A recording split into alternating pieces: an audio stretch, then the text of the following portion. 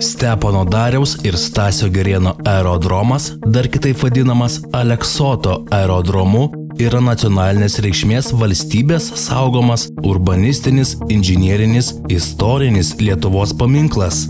Jis yra įtrauktas į Europos įdomiausių atskristi aerodromų sąrašą. Tai seniausias Lietuvos ir vienas seniausių Europoje veikiančių aerodromų.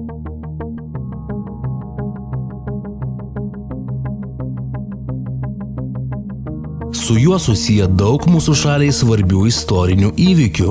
Šis aerodromas sportinės, karinės, civilinės aviacijos lopšys, kuriame 1933-aisiais turėjo nusileisti legendiniai lakūnai Darius ir Girėnas po transatlantinio skrydžio.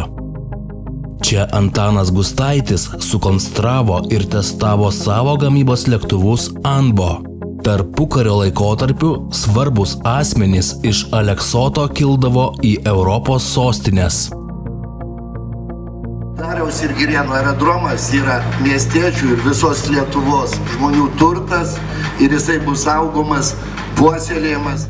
Taip, kad be žmonių, be aerodromo nėra ir aerodromo iš tikrųjų. 100-mečių aerodromų galima pirštai suskaičiuoti visoje Europoje.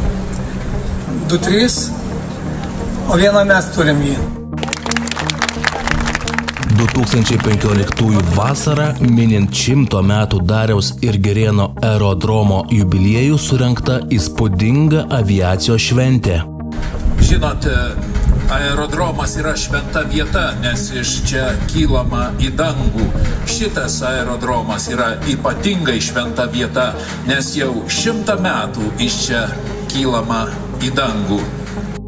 Aviacijos profesionalai, mėgėjai ir šalies gyventojai susibūrė istorinės reikšmės aerodrome, siekdami pagerbti ir viešinti Lietuvos aviacijos istoriją, išryškinti aerodromo reikšmę šalies ir tarptautiniu mastu. Šalia muziejaus pastatytame aviatorių memoriale pagerbtas Lietuvai nusipelniusių aviatorių atminimas. Renginio atidarymą paskelbė karinių oro pajėgų orkestras bei garbių šventės svečių sveikinimai. Juos palydėjo legendinio lėktuvo Lituanika replikos skrydis.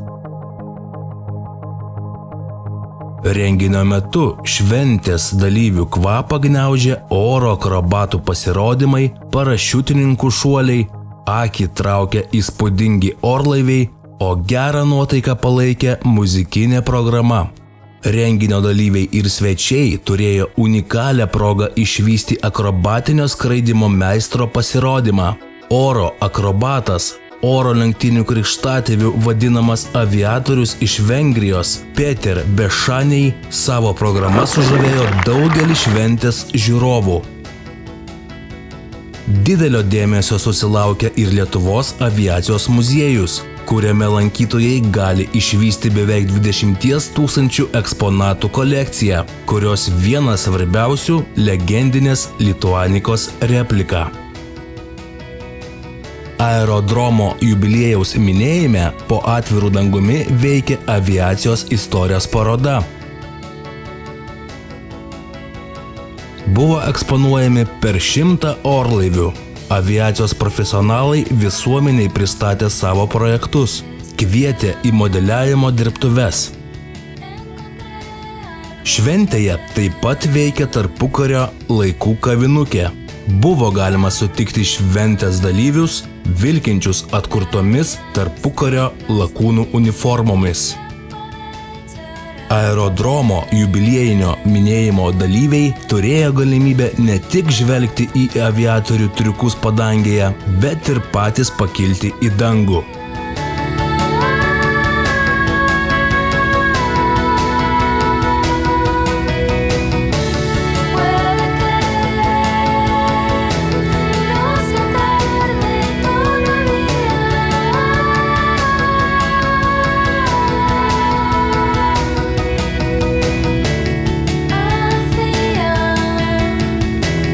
Poco de lo que quería, sumergida me